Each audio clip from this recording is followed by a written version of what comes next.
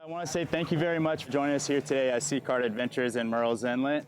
My name is Casey. I'm going to do a little quick introduction and a brief safety meeting before we get out on our adventure today. So once again, over on our lead guide boat there, you're going to see Tyler behind the wheel today, and behind him is George. He's going to be your instructor. George is going to be throwing up some basic hand signals to basically guide us through the inlet today. And I'm going to touch on those briefly, and then we'll touch on them again at the end of the safety briefing. The most important one is this is our follow and our center bubbles. We just basically want you right off our wake on the back of the boat, about 100 feet back. So give you enough space to play around on the wake without it being too bumpy of a ride.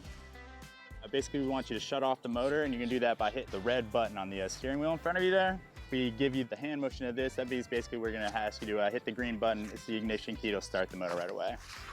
It's got a F1 style steering wheel. It's going to drive basically like a go-kart on water. I do recommend that you hold the steering wheel at 9 and 3. If you accidentally hit that red button while you're driving, it will shut the motor off. So do that there. All right, another hand signal is going to be as you're coming out, they're going to tell you, hey, we're about to pick up some speed. And if we're about to slow down and go into a turn, they're going to tell you to slow down. The turn signal just basically means we're going to make a U-turn. We call it the Elvis.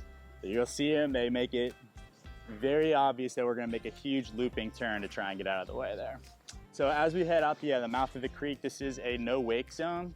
So basically we want you to hit the idle through the creek there. In an idle position, the Seakart's still gonna propel itself forward about 1 to 2 miles per hour. So in that time, as you head out to the end of the pier, just kind of mess around with the steering and get a feel for it.